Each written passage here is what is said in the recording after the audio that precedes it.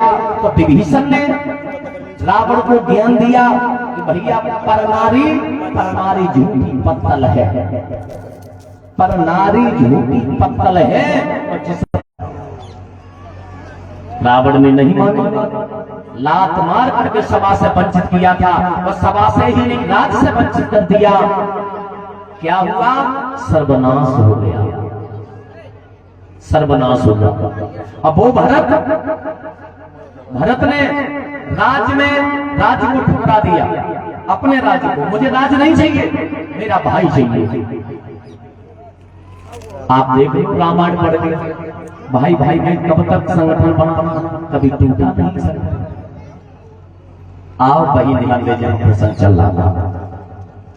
भगवान राम सीता आवाज देते हुए जंगल में जा रहे हैं।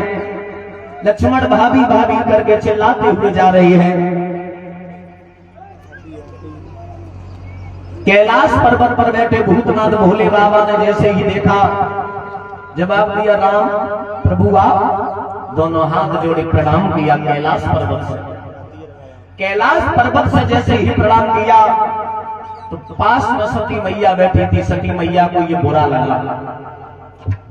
सती मैया ने कहा भोले बाबा, इन जरा जरा से बालकों को तुम प्रणाम कर रहे हो, कारण क्या है, क्यों प्रणाम कर रहे हो? भोले बाबा ने कहा सती, आप हमसे कभी कभी पूछा करती थी, तुम तो देवों के देव महादेव हो, दुनिया तुम्हारी पूजा करती है, फिर तुम किसकी करते हो? पूछा करती। जवाब दिया हाँ, आज हम बता रहे हैं। समय से पहले किसी प्रश्न का उत्तर भी देना ठीक नहीं है। आज समय आ गया, उस प्रश्न का उत्तर आज हम दे रहे हैं। जो तुम पूछा करती थी कि तुम तो देवों के देव महादेव हो, दुनिया तुम्हारी पूजा करती है, आप पूजा किसकी करते हो? तो आज हम बता रहे, हम पूजा के नहीं की पूजा करते हैं। ये हमारे इष्ट भगवान है, ये भगवान राम है। सती मैया ने कही ये राम है, ये भगवान है, ये तुम्हारे इष्ट है? जवाब दिया हाँ हमारे इष्ट है। मैं नहीं मानूंगा। अरे जब भगवान है ये रोए काय को रहे हैं? जवाब दिया रो इसलिए रहे इनकी पत्नी खो गई है। सती मैया हंसने लगी। भोले बाबा कैसी बच्चों वाली बात करते हो? एक तरफ तुम कहते हो कि ये भगवान है और एक तरफ ये भी कहते हैं कि पत्नी खो गई। अगर इनकी पत्नी खो गई तो इनको पता होगा कि हमारी पत्नी है कहाँ? जवाब दिया पता है, तो जाए ले आए। नहीं जा सकता, ये मर्यादा के बंधनों में है। पता सब कुछ है पर समय हर चीज का होता है। ये समय आना, समय का भाव रखना, ये भगवान राम ने सिखाया है। सीता का हरण हुआ, राम चाहते एक पल में सीता लंका से लेकर के अपने अयोध्या आ जाते, पर लेकिन नहीं किया, मर्यादा में रहे। राम ने सिखाया कि समय क्या होता, हर चीज का समय आता है। जब समय आ जाएगा तब भगवान राम अपनी पत्नी सीता को ले आएंगे। सती मैया बोली हम नहीं मानेंगे। क्यों नहीं मानोगे? अगर ये भगवान है तो हम इनकी परीक्षा लेंगे, हम नहीं मानेंगे। भोले बाबा बोले तुम इनकी परीक्षा लोगे? जवाब दिया हाँ मैं लूंगी। सती ने एक बात नहीं मानी, पहुंच गई। सती ने सीता का भेष रखा क्योंकि इनकी पत्नी खो गई है। आप सीता ही को भेष रखी, आप परीक्षा मिल जाएगी। सीता को भेष रखो और जा मार्ग पर भगवान जा रहे थे, उसी रास्ते पर सीता का भेष रख करके सती मैया खड़ी हो गई। सीता को न पाकर के सती को देखा, ये तो सीता के भेष में सती खड़ी है। भगवान ने छोड़ दी रास्ता। वो रास्ता जब छोड़ी है तो सती दूसरे रास्ते पर खड़ी हो गई। सती सोचने लगी भगवान ने हमें देख नहीं पाया। दूसरी रास्ता छोड़ दी। भगवान ने तीसरी रास्ता अपना ली। अब दूसरी रास्ता छोड़ करके सती तीसरे रास्ते पर खड़ी हो गई। तब तक लक्ष्मण की नजर पड़ गई। लक्ष्मण ने कहा भैया, अरे तब से भाभी को ढूंढ रही है, आप भी भाभी को तब से ढूंढ रही है, पता है भाभी को जो वो सामने खड़ी है। भाभी ना भावई है, भाभी है तुम्हें नहीं मतलब। भगवान राम बोले आओ हम तुम्हें बताते हैं आगे चल के। भगवान राम आगे बढ़े, दोनों हाथ जोड़े, जवाब दिया माँ भोले बाबा कहाँ है? जो माँ कहा, भोले बाबा का नाम लिया, सती मैया के होश उड़ गए। ये क्या? दोनों नेत्रों को बंद किया, दोनों हाथों से कानों को बंद किया, जमीन पर बैठे गए। तब तक भगवान राम अपने कार्यों में आगे बढ़ गए। जब भगवान आगे बढ़े, सती के जैसे नेत्र खुले, जिस जगह नजर पहुंचती है उसी जगह पर तीनों प्राणी नजर आ रहे हैं। भगवान राम लक्ष्मण सीता की तस्वीर नजर आ रही है। बैठो पड़ा जब नजर पहुंचती है तो पत्ते पत्ते पर भगवान श्री राम लक्ष्मण सीता की तस्वीर नजर आती है।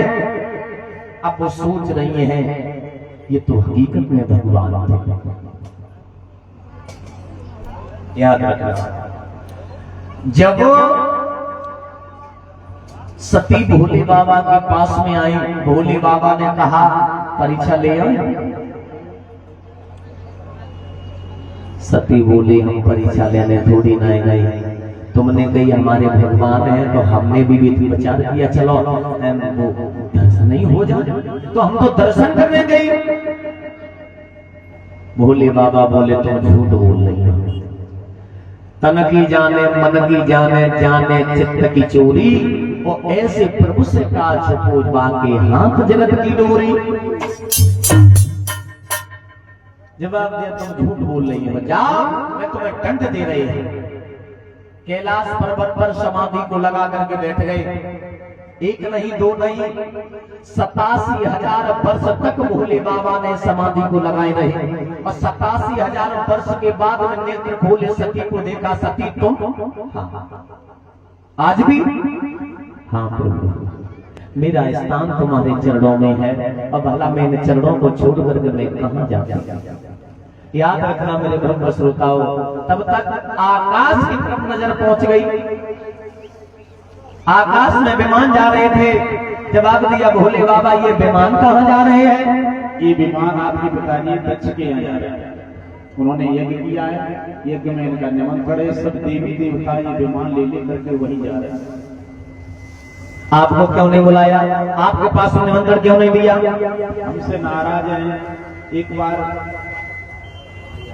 ब्रह्मा जी की सभा में सब लोग बैठे रहे, देवता का हम भी बैठे रहे, तो तुम्हारे पिताजी दक्ष आए तो उन्हें देख करके सब खड़े हो गए। हम जानते हो कहीं बैठते तो आंखें बंद करके बैठते, हम आंखें बंद करे बैठे, हमें देख नहीं पाए।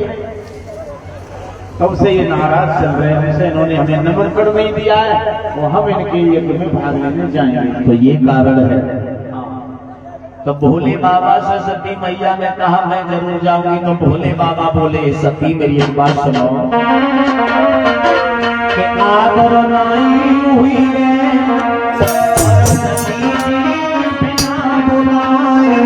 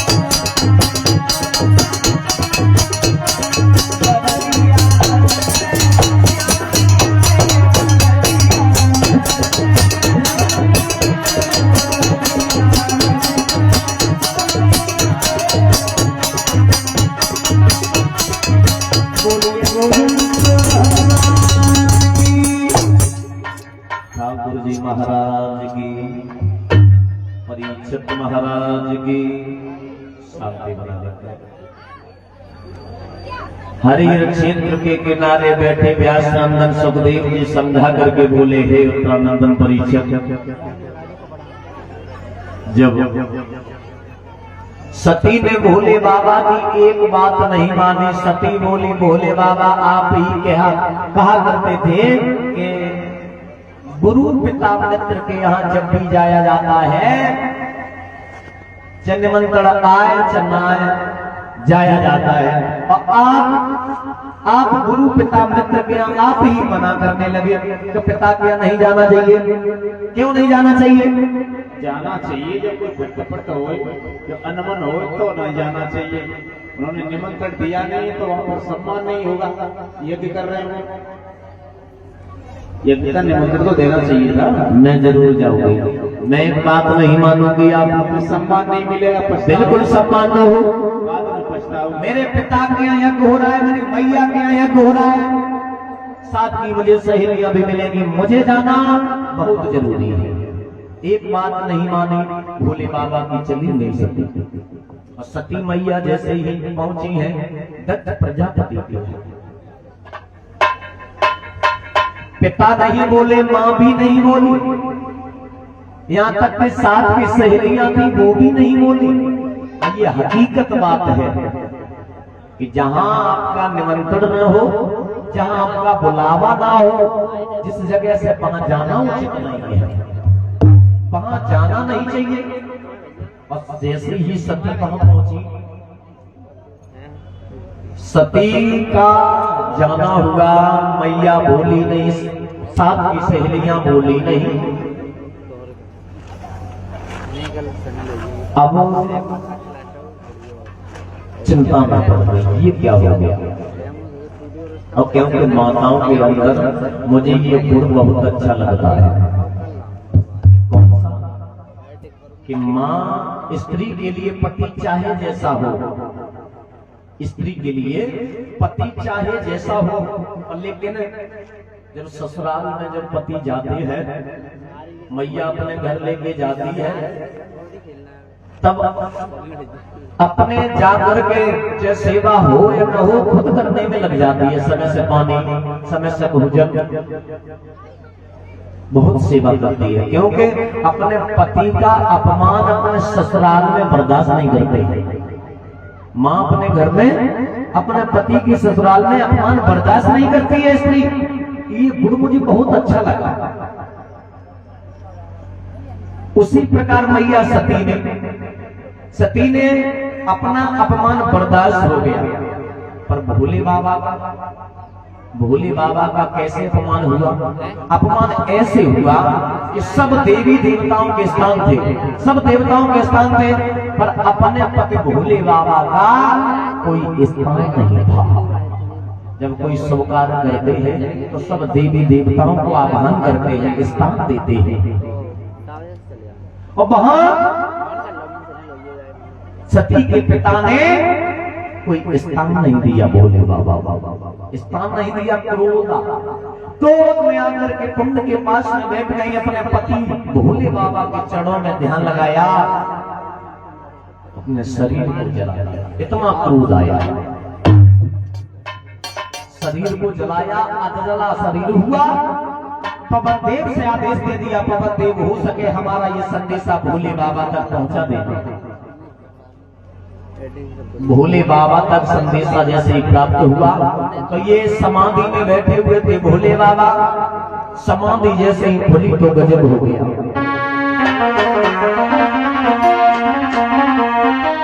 कि सोई एक जटा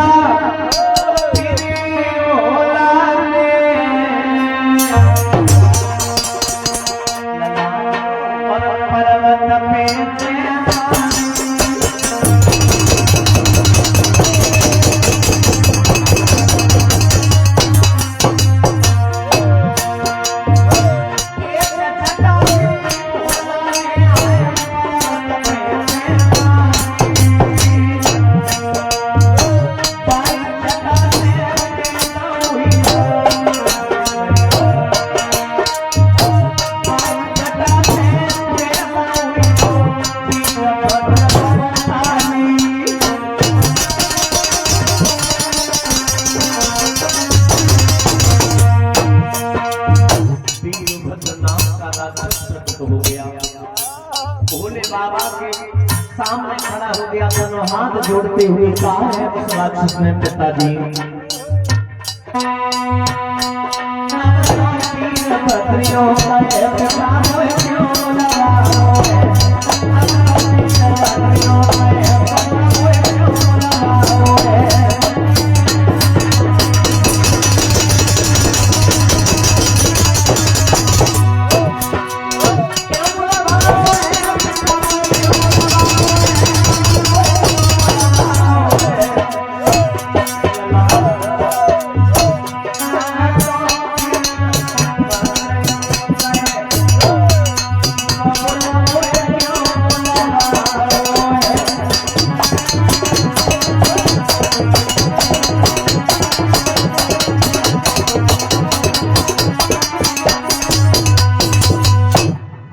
आदेश दे दिया भोले बाबा ने, चले जाओ दक्ष प्रजापति के यहाँ, जितनी माया प्रगटानी है प्रगटा सकते हो। भोले बाबा ने आदेश दिया, जाते ही जाते भोले बाबा का जो बढ़ गया, यज्ञ हो रहा था, यज्ञ विध्वंस कर डाला। दक्ष प्रजापति आए, कुछ कहने लगे तो गर्दन काट दी, गर्दन सिर गिरा जा करके भोले बाबा के चरणों में। ये दामाद जो पैर छूता है, ससुर जो दामाद के पैर जो छूती है, वो ये प्रथा यहीं से प्रारंभ हुई है। भोले बाबा के चरणों में ससुर प्रजापति का सराया, प्रथा यहां से प्रारंभ हुई है। क्योंकि पुत्र तो पुत्र होता है, अगर उम्र देखी जाए तो कहां ससुर होता है 50 से ऊपर, और जिसके साथ में अपनी बेटी जो ससुर करता है, पिता करता है, उस बालक की उम्र कहां 20-22 साल 25 साल। अगर उम्र देखी जाए तो पैर लड़का छुए, पर ऐसा नहीं है। ये भी एक लेवल होती है, ये पद होता है। सुखदेव की सभा में उनके पिता व्यास का आगमन हो गया, और व्यास जैसे ही आए, व्यास ने प्रणाम किया सुखदेव के सामने। तो जो सुखदेव की सभा में जो अज्ञानी मानव थे वो हंसने लगे ताली मार के।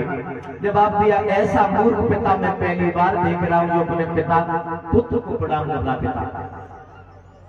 तब व्यास ने समझाया, अज्ञानी मानवों को समझाया कि हमने अपने पुत्र को प्रणाम नहीं किया, मैंने अपने पुत्र के ज्ञान को प्रणाम किया।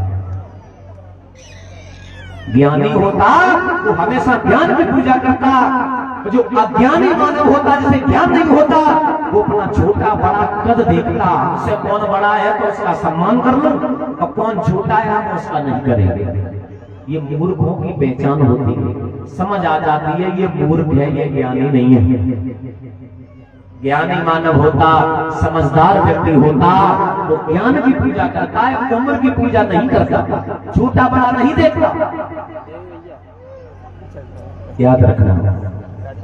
इधर भोले बाबा ने अपनी माया को समेट लिया। दक्ष प्रजापति ने विनती की, प्रभु मुझे क्षमा कर दो, आपको स्थान नहीं दे पाए, अब मुझे माफ कर दो, मेरी भूल हो गई, हमसे गलती हो गई। प्रभु ने अपनी माया को समेट लिया, पर क्रोध शांत नहीं हुआ। दक्ष प्रजापति के घर पहुंचे और सती का शरीर लिया, अपने कंधे पर धारण किया, और कंधे पर धारण करने के बाद सारे ब्रह्मांड का चक्कर लगाने लगे। क्रोध में भोले बाबा अपनी पत्नी को कंधे पे धारण किए, ब्रह्मांड का चक्कर लगा रहे हैं। नारद की नजर पड़ गई। नारद ने सोचा कि स्वयं परमात्मा ही पत्नी को धारण करेंगे तो आगे कलयुग में पता नहीं पति पत्नी के साथ में अधर है ना। तो विष्णु भगवान के पास में पहुंचे। नारद ने, प्रभु ये क्या हो रहा है, ये तो गलत है, पति सर्वोपरि है, पत्नी से बड़ा पति है, पर भोले बाबा क्रोध में ये क्या कर रहे हैं। तो विष्णु भगवान ने सुदर्शन चक्र को आदेश दिया और सुदर्शन चक्र से सती के 9 टुकड़े कर दिए और 9 टुकड़े हुए, 9 देवियां प्रकट हो गई। 9 जब शरीर बने तो 9 देवियां प्रकट हो गई। 9 देवियों ने भगवान से विनती की, प्रभु मेरा कार्य क्या रहेगा, मुझे प्रकट किया तो स्थान भी दो। जवाब दिया, तुम्हारे कलयुग में एक दिन नहीं 9 दिन पूजा हो। जो अभी चैत नवरात्रि आ रही है, जो बहन बेटियां माताएं व्रत रहती हैं, इन्हीं मैया सती की ही पूजा होती है 9 दिन। और ये कुछ मुद्राएं आई हैं हमारे पास में, 101 मुद्राएं हमारे पास में भिजवा रहे हैं। नाम तो लिखा ही नहीं।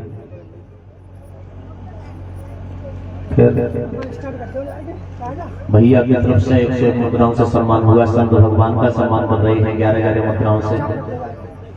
और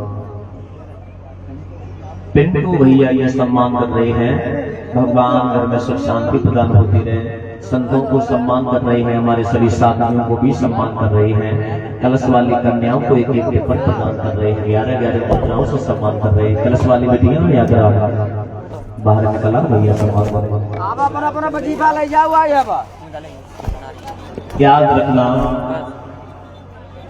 जब 9 टुकड़े हुए तो इन्हीं मैया सती ने हेमांचल नगरी में, महाराज हेमांचल के आंगन में मैया मैना के गर्भ से जन्म लिया। और मैया मैना के गर्भ से जन्म लिया, याद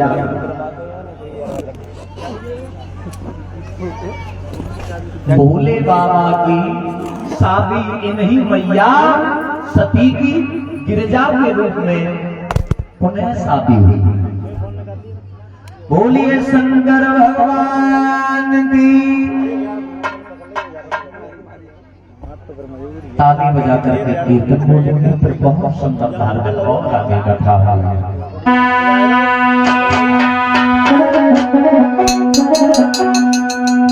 कैलाश पर्वत पर पानी गए भोलू,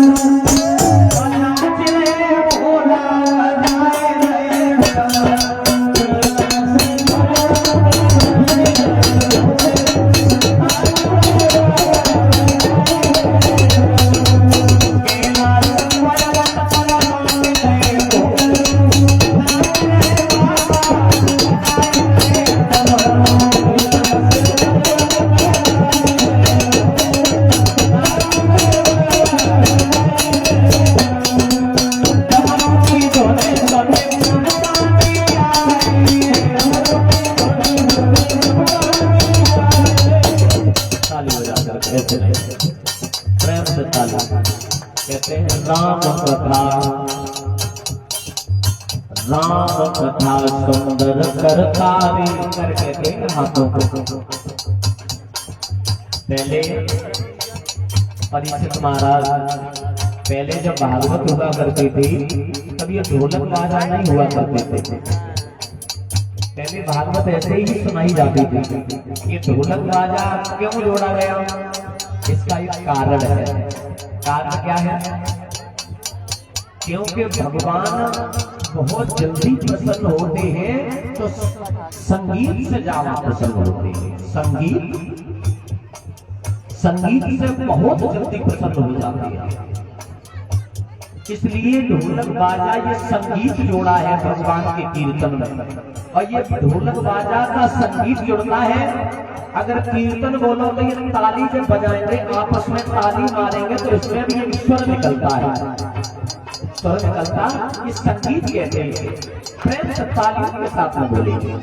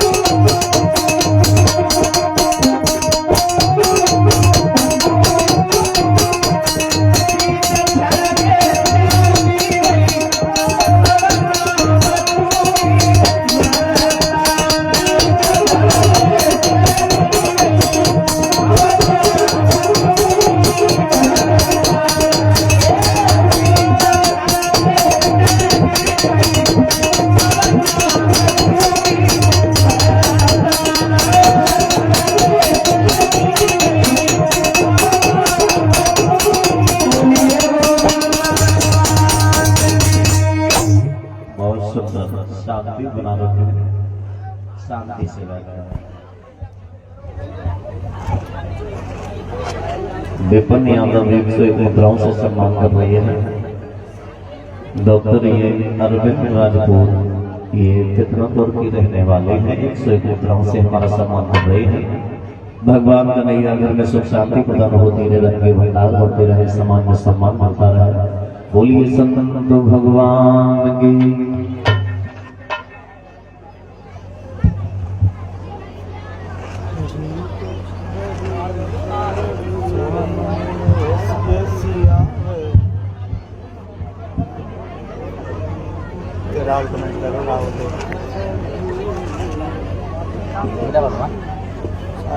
शांति बना रखे, बातें नहीं करेंगे, माना है मैंने, बातें नहीं करेंगे।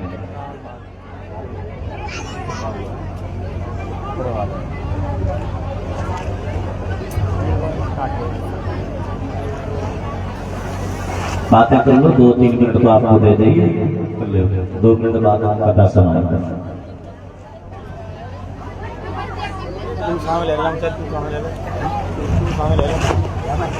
जब बातें है जाए तब बता दिए, तब आपको हम अपनी कथा सुनाएंगे। तुम्हारी कथा बन रह जाए महाराज, इनकी भी पुरानी बातें होती। शादी जब बड़े दिन बाद नाची, हमने आज देख पाए उनको नाचो।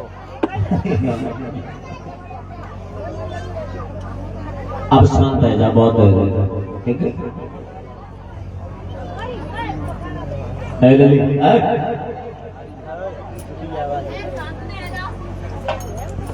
शांति हरियल क्षेत्र के किनारे बैठे व्यासानंद सुखदेव जी समझा करके बोले, हे उत्तरानंद परीक्षित, जब भोले बाबा का विवाह हुआ है, इन्हीं मैया सती के साथ में गिरजा के रूप में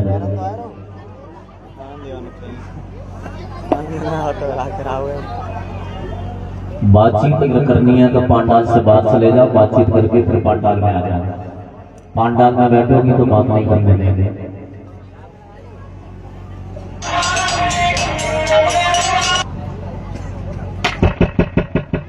शांति बना रखे। पांडाल में बैठे पिता समान बुजुर्गों, कहाँ जाम लगूंगा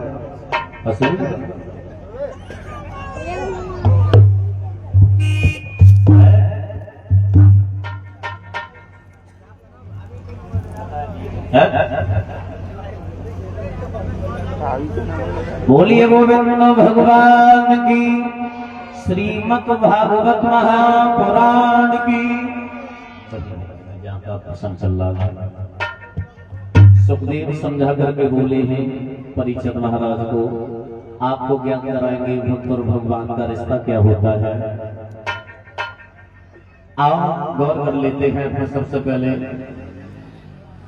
ये जो विवाह शादी में जो 7 भावनाएं जो पड़ती हैं, शादी जब होती है तो 7 भावनाएं पड़ती हैं। 7 भावनाएं कहां से प्रारंभ हुई है, आगे गौर कर लेते हैं।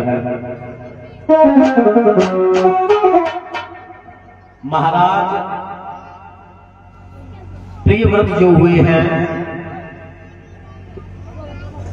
इन्होंने मन में एक प्रण किया कि आज हम शादी करेंगे वो पृथ्वी के साथ में शादी करेंगे। आज शादी करेंगे तो हम पृथ्वी के साथ में शादी करेंगे। पृथ्वी के साथ में शादी करने का वादा करके निश्चित करके जैसे ही घर से बाहर निकले हैं, जो पांडाल से बाहर खड़े हैं, निवेदन है सभी भक्तों से, पांडाल में बैठ जाएंगे तो आपकी इत्मीनान कृपा होगी। पांडाल से जो भी बाहर खड़े हैं सभी भक्तों से निवेदन है, क्योंकि समय है तो बैठ करके सुन लो, समय नहीं है तो कोई बात नहीं है। क्योंकि भगवान की कथा, भगवान का कीर्तन किया जाता है तो बैठ करके किया जाता है। वृक्षों की तरह आप खड़े हो, वो हमें शोभा नहीं दे रहा है। समझदार हो, पढ़े लिखे हो, आप बैठ जाओ। शादी करने के लिए राजा प्रियव्रत पृथ्वी के साथ में चला है।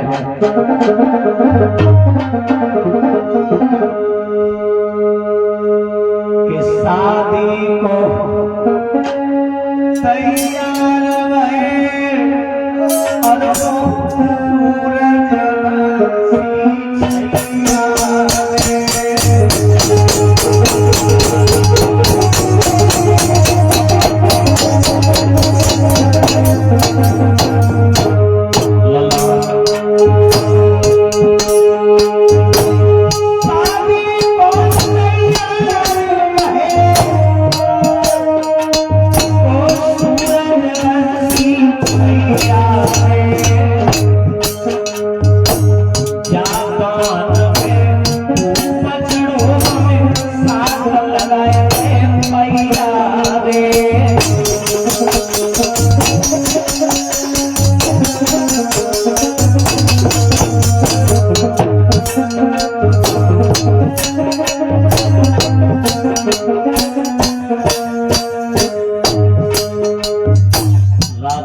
वृद्ध जैसे ही चला है। पृथ्वी मां को आह्वान किया, पृथ्वी मां प्रकट हो गई। पृथ्वी मां प्रकट हुई, पृथ्वी मां से कहा हम तुम्हारे साथ में शादी करना चाहते हैं। पृथ्वी मां ने कहा शादी ऐसे नहीं होगी। कैसे शादी होगी कि शादी अगर मेरे साथ में करनी है तो हमारे 7 चक्कर लगा दो। कितने? 7 चक्कर लगा। और ये गर्दन में पुष्पों का हार प्रदान किया है। भैया अंगद सुपुत्र कन्हैया नगला भिखारी के रहने वाले हैं। किसी बेटा के उपलक्ष्य में भगवान की पावन कथा भैया अंगद ने कराई थी। इस बेटा के ही ऊपर भगवान कन्हैया का आशीर्वाद इस बच्चे के जीवन में हमेशा बना रहे। कामना करते रहेंगे प्रभु सदैव खुश रहे। तो राजा प्रियव्रत ने कहा हम चक्कर 7 लगा दें तो शादी हो जाएगी। जब आप भी हम तुम्हारे साथ में शादी कर लेंगे। अब राजा प्रियव्रत चक्कर लगाने के लिए जैसे ही चला है,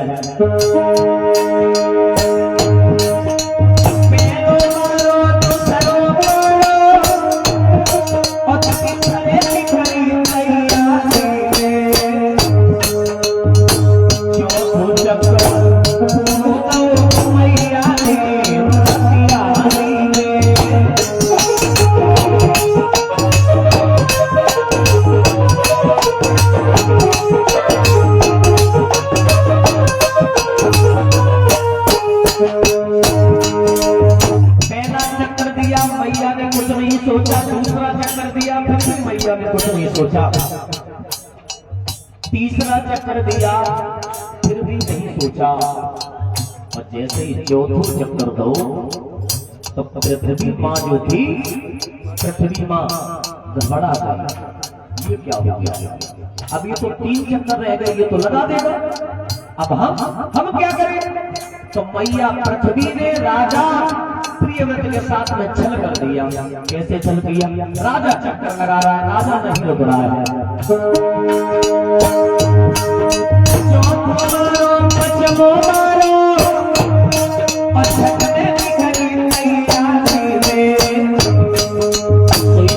समझ के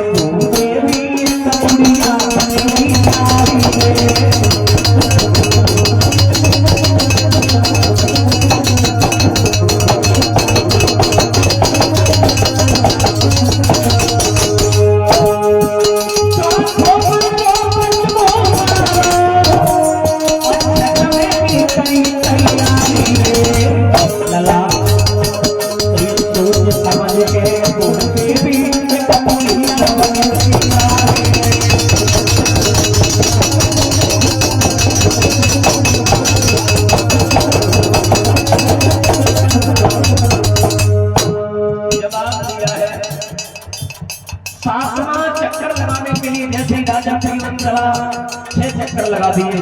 7वां चक्कर लगाने के लिए चला राजा प्रियव्रत, तो गजब हो गया। क्या हुआ? ध्यान देना।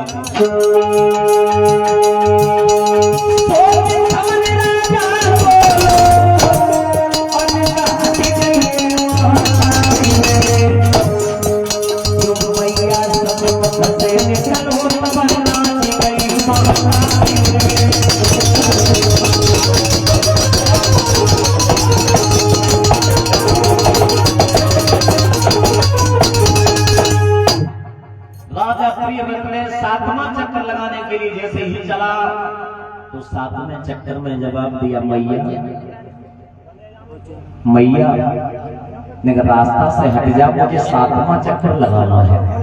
जो इतने शब्द कहे पृथ्वी मां अपने स्थान पर खड़ी हुई और पृथ्वी मां नाचने लगी। अब तो बात बन गई, बात बन गई। पृथ्वी मां ने राजा से कहा, राजा अब आप ही न्याय कर दो, मुझे माँ का दर्जा दो।